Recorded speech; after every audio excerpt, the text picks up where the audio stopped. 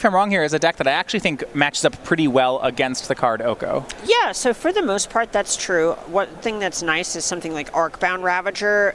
It's not great because you don't want it to get elked. You're unlikely to get to untap with it, but it does actually play against Oko and kind of stifle its ability. It forces Oko to target a specific thing, and you still get value out of it. Turn 1, Inkmoth Nexus into Vault Scourge for Sparks, and Mox Opal of his own.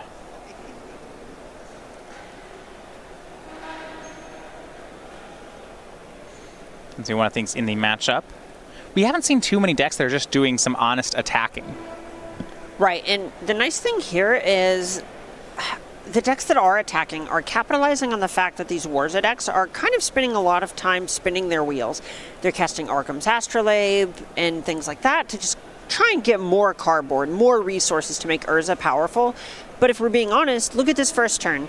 Quang had an Arkham's Astrolabe, and, you know, those words sound like he had something.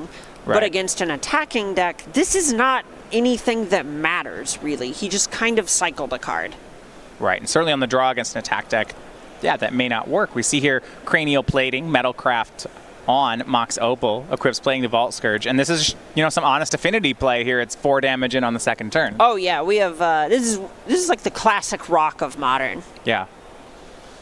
It's interesting we've gotten to the point where these starts from Affinity now start to look like the fair thing you can do in Modern. Yeah, exactly. Like, I played an equipment, I put it on my creature, I attacked.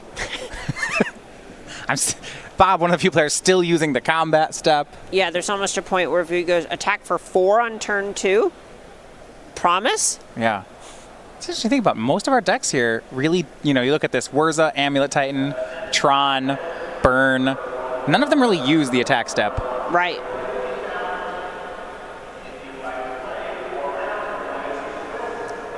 And we do see Goblin Engineer here on the second turn for Vu.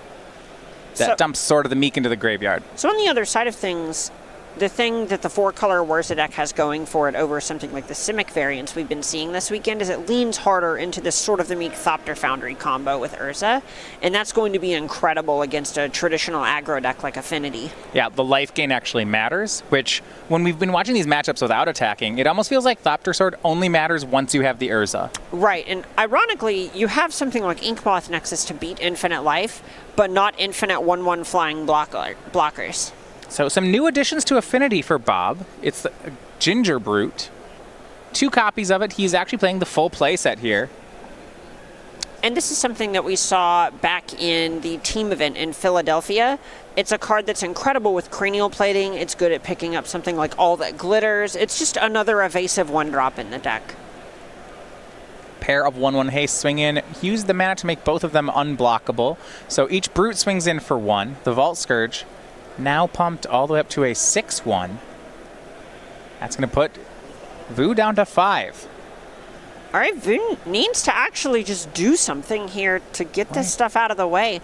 Even something like a Thopter Foundry to try and get that combo going isn't going to be good enough since the Ginger Brutes can sneak past. Right, you put the Cranial Plating on one of these, so use that first ability, and that should be able to attack through, and will be enough damage that life gain won't save him. Mm-hmm.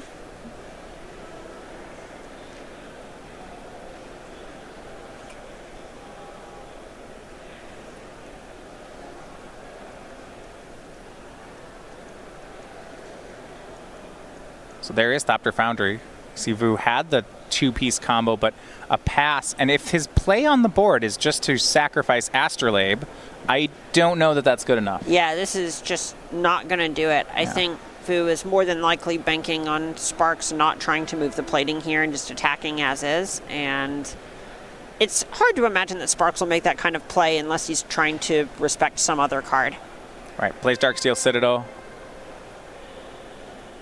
Moves plating over to a Ginger Brute. He doesn't actually have double black, so in theory, you know, if he's worrying about something like Fatal Push, he doesn't have a way to play around it. But yeah, attacks in. Ginger Brute can only be blocked by creatures with Defender, and he'll go ahead and for good measure make that to the other one. So here is a swing. The Brutes are 1. The Cranial Plating makes it 6 more, and that is going to be an attack for 8. I don't see a gaining 1 with a Thopter Foundry going to do much about that. Right. Cranial Plating, still one of the less fair Magic cards you can register. And Bob Sparks takes game 1. Yeah, packs them up. And that is exactly what this Affinity deck is trying to capitalize on, because we saw Vu just not really do anything for the first 2 turns of the game. It almost feels like a lower curve Tron deck. Yeah. I mean, no one's really attacking, right? So, and this is why I think we're seeing with Control, people doing things like turn 1 Arkham's Astrolabe. You know, decks like Jeskai Control, which were packed full of removal spells and then would snapcast them back. No one's playing that on Control anymore because no one's playing decks where that would even be a good thing. Right. We see Cryptic Command out of some Urza decks, but even those ones don't interact in the early turns of the game before they sideboard. Cryptic Command was never, you know, out of a Jeskai deck was never good against Affinity. It's far too expensive. Exactly. So Bob takes game 1. We do look at some removal. You know, players haven't completely cut it out of their 75s. We see some in the sideboard, and Quang's going to go to some of that here. Right, so Assassin's Trophy is something he's going to be pretty excited to have in his deck here. Fatal Push is another one where you just want a higher density of removal. Just anything that impacts the battlefield during those first couple of turns is going to be crucial for Vu. And finally, I'd expect him to reach toward this Oko because it's good against something like Cranial Plating. Yeah, that's the interesting part, right? Because we've had matchups where people don't attack, so giving your opponent a 3/3 has been a pretty free thing to do. Is Oko actually good against Affinity? Because they will take the Elk and hit you. Well, so it's kind of, it's mitigating damage, right? All right. That Cranial Plating probably dealt, what, 4 points, then 6 points, then 6 points? Yeah, I think 3, 5, because the Scourge was 1. That did 13. Right. But that's a good number for an artifact. Or if it's 3 a turn. It's 9. And isn't an artifact. And also you can block it with your Thopters now. That part matters. That's what I like. Is because that last turn, the plating was unblockable, and that was key. Exactly. Makes sense. We'll look at Bob Sparks' sideboard in just a second, but if you haven't had a chance, before we do, to check out the Star City Games weekly sale, that is still going on now through Tuesday. You can get discounts on non-English singles at our store at starcitygames.com/sale. Make sure to check that one out this weekend. Are there any non-English cards that you like? Any that you're partial towards? Like specific cards? I don't know. Picks. I generally like I like my cards in Europe, still in Romance languages. I like them when I can read them. So sometimes, you know, and this is less popular, I kind of tend to still like Spanish or Italian cards. I like Spanish cards. I had a bunch of original Spanish Shocklands for a long time. Yeah.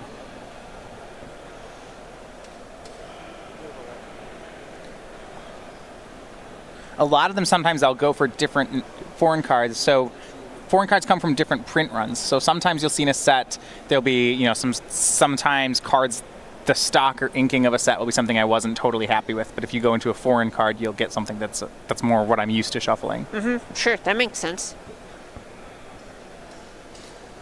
For Bob's sideboard, Damping Sphere, Aether Grid, Grafdigger's Cage, Dispatch, Spell Pierce, Thoughtseize, Grudge, Rest in Peace, and Etched Champion. This looks, you know, it's pretty traditional of an Affinity sideboard. I don't know how much this matters against a Urza deck. Yeah, so I'm looking at Ancient Grudge here just because it's kind of free. Spell Pierce is something you might be interested in just to tag some of the more reactive cards that could be coming in. Thoughtseize is very good at sort of picking apart any synergy deck. And you could even see him lean into that Rest in Peace if he wants to try and turn off the Thopter Sword combo. But for the most part, I imagine he's just trying to have a repeat of what happened in that first game. Yeah, and actually looking at the list of Affinity, I do want to point out some ways the deck has adapted. Is this actually used to be a pretty mainstay deck in Modern, no longer is. It's a bit more on a fringe deck.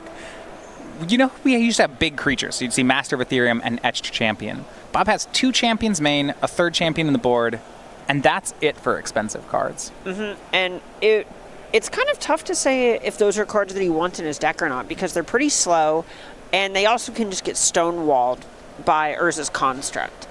On the other hand, they are able to sneak past something like Thopters or Goblin Engineer, and they, most importantly, dodge removal spells. Yeah, Etched Champion plays well against Oko. It can't be turned into an Elk. Also, the Elk are green, so it can attack past them. Game 2, we see Vu starting out here with Astrolabe and Bauble. Whenever I see a Mox Opal Mirror, I always feel like, even if the decks are doing very different things, if one player has Opal and the other doesn't, That is the big story of the game. Oh, speak of the devil. Here we go. Bob has one.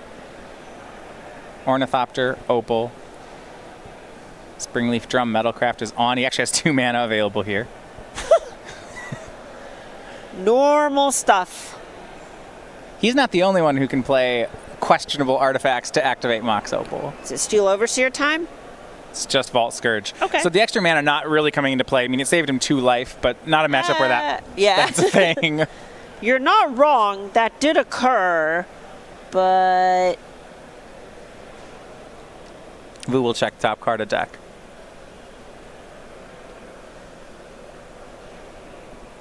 We do see some removal. Looks like Assassin's Trophy moved over to the front of the hand there for Vu. One of the things that's been really impressive this weekend about these Wurza decks, not just do they have a proactive game plan and they're able to race, but they're able to sideboard into control so seamlessly. Yeah, there's a point where you can take a bunch of this air out of your deck, and you're going to have inevitability because you have these infinite combos, because you have Urza as a card advantage engine, and so on. Interestingly, Vu's build of this, less so. So we've seen a lot of players with Cryptic Commands and other counterspells main. It looks like Vu has no counterspells main. Instead, he has 4 Thopter Foundry, 2 Sword of the Meek. So actually more focused on the combo than most decks we've seen. Right, and this is something that's kind of common from the 4-color Wurza decks, is they'll lean into things like Goblin Engineer, dipping into other colors to just be able to more reliably get this combo online. Well, turn 2, we have Cranial Plating and an Equip, an attack in, and it's 1 from the Scourge, and it looks like 6 from the Ornithopter. Good chunk of damage there. Should put Vu down to 13.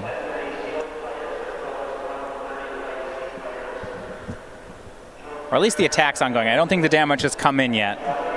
Yeah, this is a spot where he could theoretically fetch Shock and then filter mana with Astrolabe for this Assassin's Trophy on the Cranial Plating. Yeah, you really do have to fetch Shock here to do it, too. Mm-hmm. Yeah, your basic island, well, basic snow-covered island, Assassin's Trophy stratagem is stretching to make this mana work. Yeah, island into Scalding Tarn is not usually Assassin's Trophy mana. But it's here. Well, he will take 3, trophy away the plating. In a lot of ways, this is the strength of Arkham's Astrolabe in several ways. On top of the fact that it just helps produce raw cardboard in resource counts, it lets these decks stretch in this way in a way that feels kind of absurd. And it looks like Bob was caught with his basic planes in his hand. Either that or he's just choosing not to take it out of the deck, but I don't think that's what's going on. Interesting. Sword of the Meek then for Vu. Until pass. Just waiting for that Thopter Foundry. At this point, a War of Invention would do it too. Oh, yeah. Still at a very healthy 16 life is Vu. And sometimes we see with Affinity you can get caught waiting for a payoff. And that might be what's going on here. And an activate of a Nexus, pump of the Nexus. It's a 3-point swing, but Vu still at 13. This does not feel particularly great. No, Vu's deck, like I mentioned, the build on it, so much more in on the combo. 4 Thopter Foundry in the deck, 3 Goblin Engineer, and 3 Whir of Invention. It's hard to see him not putting it together this turn. Is there a world where an All That Glitters or a Cranial Plating might be lethal next turn? Could be. Here is Urza from Vu. Construct token. Construct is a 4/4 right now. A lot more mana available thanks to Urza's ability.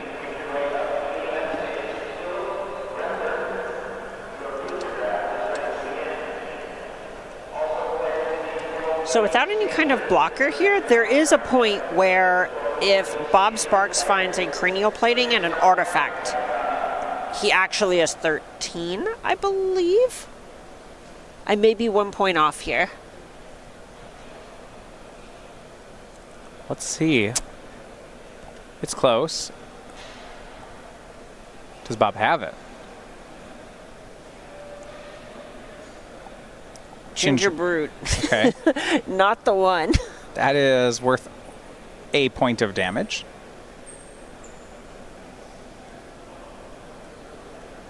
Yeah, he can activate both Nexus. He can make the Ginger Brute unblockable by using Ornithopter's mana.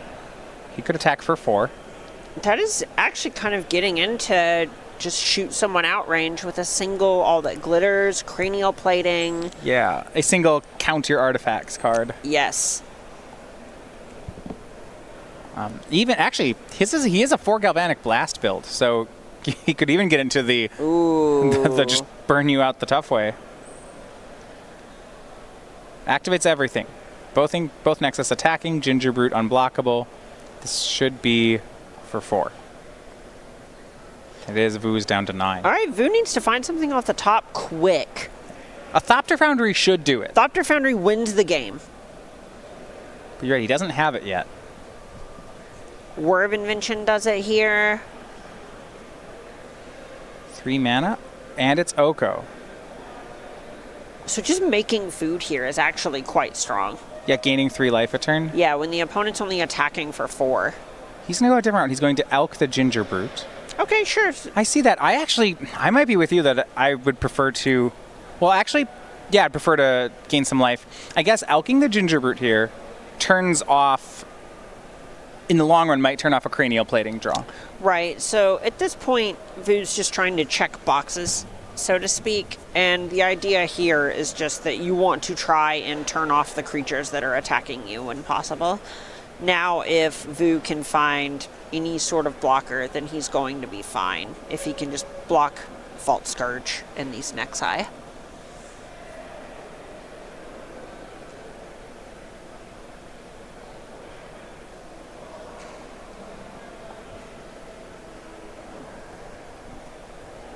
It's Bob. Yeah, that kind of dispatch on Urza. It's interesting here. The gain 3 life on the food token every turn really does mean that Bob needs to find a payoff. This idea that he would chip it out with Galvanic Blasts doesn't seem possible anymore. Right.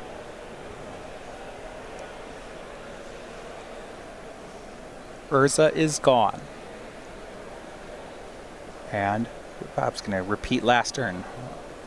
So just 3 damage in now. Ginger Brute can no longer join. That construct is a 4/4. Looks like Mox Opal from Vu does have one of his own Galvanic Blasts. He will shoot down Vault Scourge. Or actually, make that one of the Nexus. And this makes sense. This is just him trying to cover all of those creatures.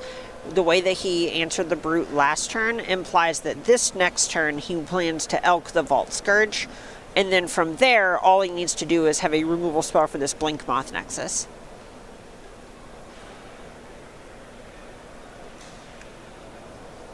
And it is a Bauble from Vu.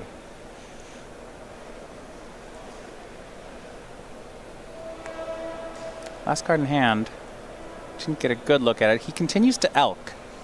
No life gain just yet. He wants to really turn off those attackers. And he's done that for the most part. Just Blinkmoth Nexus left.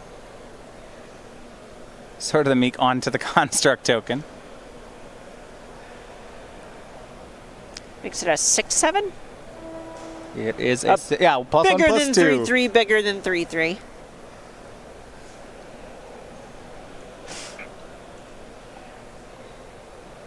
All right, this kind of feels like the last turn that Sparks has to get in with this Nexus. He needs to have a Ravager, a Cranial Plating, and All That Glitters. One of those cards can seal it.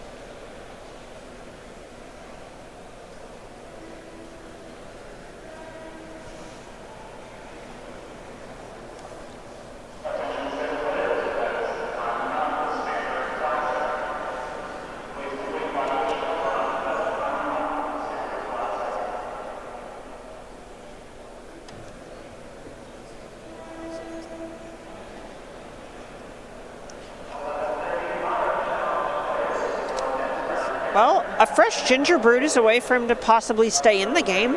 Okay, swing in there.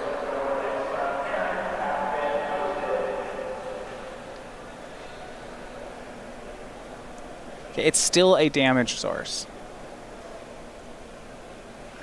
There's a point where Vu might even try to use Oko to trade another artifact for the Ginger Brute to gain life.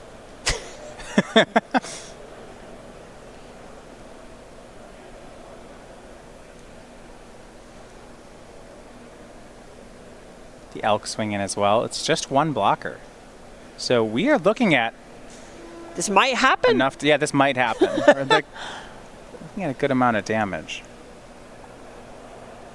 Looks like Vu's going to pop the bauble. That seems pretty free. All right, one of these elks is going to connect. Vu checks his own top card. It's a land. Just a Scalding Tarn. That's a really bad land That's a really to draw bad right draw. now. Is there a way for him to make it go away? I don't. Not that I see on the Don't see table. one. Bright side, he gets to see the card under it during his draw step. It looks like there was a fatal push. So he's going to. This is nice. Fatal pushes the Okay. land. Okay, he's actually willing to play with that life total a bit. So blocks an elk, takes 4, goes to 3. And I actually like this. So he has set it up. He's almost got the boxes checked, right? He needs to Oko the Ginger Brute. And then there's one more turn where Ornithopter could kill him. Right. And then once he manages to elk that Ornithopter, then it's just Ginger Brutes off the top. The fast. And here's Thopter Foundry from Quang. Okay, that will cover everything. Right. That was one down beneath the Scalding Tarn. This is exactly what Vu needed. This is perfect. So we're talking about how these chip shots were adding up. Now Thopter Foundry, Thopter Sword without Urza has not been good in most matchups, but in this matchup it is more than good enough. Right. Here, we're just going to see Vu gain X and make X 1/1s a turn. Every turn. Yeah, and Bob doesn't even need to see it. He picks up the cards, and we will go to a third game. Wow, that was... And right there, seeing Vu prioritize elking those Ginger Brutes, that was the way that Sparks could have snuck out a win there on that last turn, is if he ripped an Arcbound Ravager, a Cranial Plating, these payoff cards to sneak his one creature through. Vu prioritized answering those outs for Sparks. So we will go to a third game, and I think this shows what Affinity plays like now. I mean, we see with Bob the fact that we have Ginger Brutes, we have these three All That Glitters now going with things like Cranial Plating. It's definitely more of a deck of spam your 1/1s, get a big payoff, cross your fingers, hope this works. Right. In a lot of ways, the fact that we don't see Mim Knight in these decks anymore kind of does a lot to say that with All That Glitters, with Cranial Plating, with main deck Welding Jars, Right. Sparks is much more interested in going tall than he is going wide. Right. I mean, these are all things that would make you worse against Jund. Exactly. But no one, your Jeskai matchup, which was already bad, is probably terrible now. Well, bright side, let's How many Jeskai double made check day our two? metagame breakdown available on the tournament page for SCG Atlanta. Is it 0? I see one Jeskai Sahili.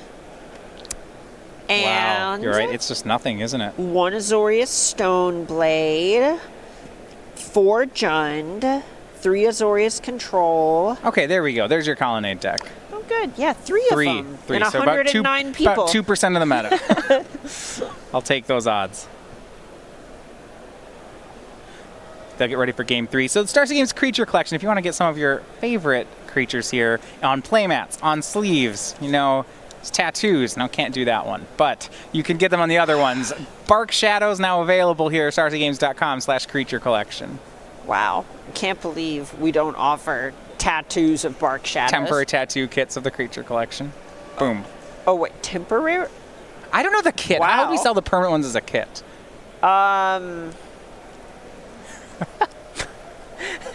It's contracted with local tattoo artists.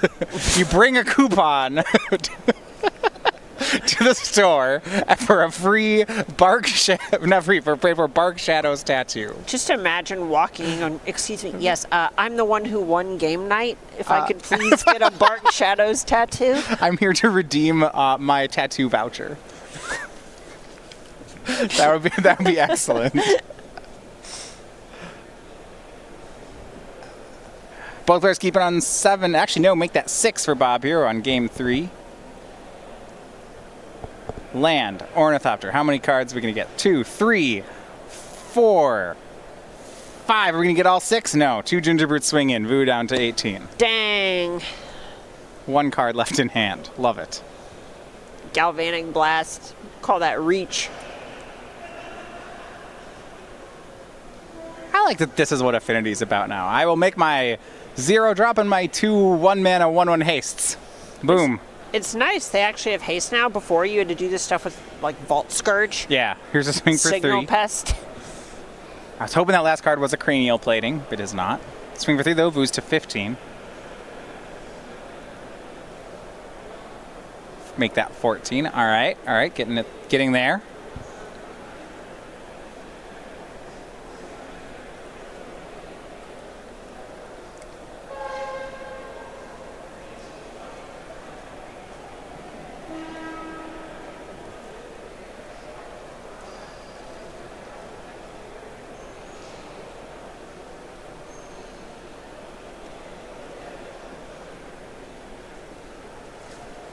And back to where we go. Goblin Engineer.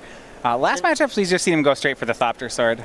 I imagine that's what we're going to see here. I saw a Thopter Foundry hanging out in hand.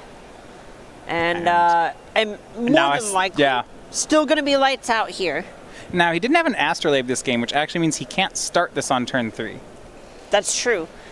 Just needs to find something like a Mox Opal and Engineered Explosives. Galvanic Blast from Bob shot down the Engineer. That was his last card in hand. He's still got a ways to go. Vu is at 14, and it is a swing of 3. I think the judge is making sure that everything here was done in the right order.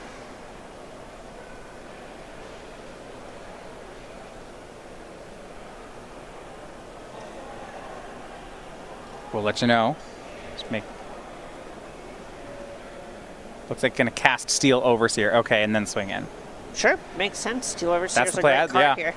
Especially with these Ginger Brutes, you can actually get past a bunch of Thopters. Yeah, and if it sticks around, the Steel Overseer is a great card, and that's why it's going to earn the Galvanic Blast. With 5 other creatures in play, Overseer seems like a good call. Okay, Vu actually is the other color source for this Thopter Foundry. Okay. For a second, he paused, and I thought, maybe not. He just doesn't have the black mana. Right. Now here's Thopter Foundry. Sword of the Meek is in the graveyard. So Vu just needs to find another artifact. I think he plays a couple of those. But is he drawing a couple of them? There's the That's question. closer. 3 more damage. Vu's at 8. I don't This race know is that. close. This is close. It's going to be close until it isn't. As soon as Vu gets this going, it's going to stop being close. Vu did not just slam it. Okay. You know, even something like Urza might be good enough. Make the token. You can tap some artifacts to sack the token. No, Thopter Foundry can't sacrifice tokens. Yeah. Okay. Vu just passed. He passes on 4 mana. Oh my gosh. I'm checking. Is this going to happen? Yeah, he doesn't register. He didn't register Cryptic Command, so it's not. This isn't a Maybe 4 it's mana Whir. pass with strength. Okay, Whir of Invention would make sense. Could be something like Whir for 0, get Mox Opal, sack the Mox Opal with your last remaining mana. Get the ball rolling. Right. I mean, Bob doesn't have a choice. He can't play around it, and he won't. Oh, Here, swing in. absolutely. You can't give him more draw steps. Is it Whir? I think it might be. It is. Whir for 0, or make that for 1. Yeah, it's free enough to tap this. Oh yeah, you just get your Astrolabe. Why not draw a card? And this is hard because he's going to get to just eat one of the creatures here. Yep. More than likely one of the Ginger Brutes. Yeah, Bob can make one of them unblockable, but not both. Exactly. And whichever one can be blocked will be blocked. So just tap there. Astrolabe draws a card and can be sacrificed. This is where things get out of control. Vu up to 9. Thopter in play. Gets Sword of the Meek. And it's a 2/3. Moves to blocks. Bob thought about tapping, but there's no reason. Exactly. Oh, is that a dispatch? That would buy him a turn. That could get this Thopter out of the way. Yeah, but even then it's still hard because now the sword's in play. Vu's next turn is likely just make 4 1/1s, gain 4 life, go. Sure. Oh, is that the Urza hiding out in Vu's hand? If that is, that's going to be match. That's when suddenly it's not just N Thopters, it's infinite Thopters. Infinite Thopters? Infinite Thopters. As many as you. Urza, Lord High Artificer. This is a full combo. Can Bob interact? He has a dispatch. Oh, but there are 2 artifacts that Vu could sacrifice to keep the combo going in response to the dispatch on the battlefield. And this is why it doesn't matter. Yeah, he's going to extend the hand. This combo is robust enough that even with a removal spell in hand, you actually can't break it up. Exactly. It's all at instant speed. And 2-1, Quang Vu takes the match. So honestly, despite it being kind of an anemic mulligan there, it felt like Sparks was in it. It felt like, I'm impressed. I like the mulligan.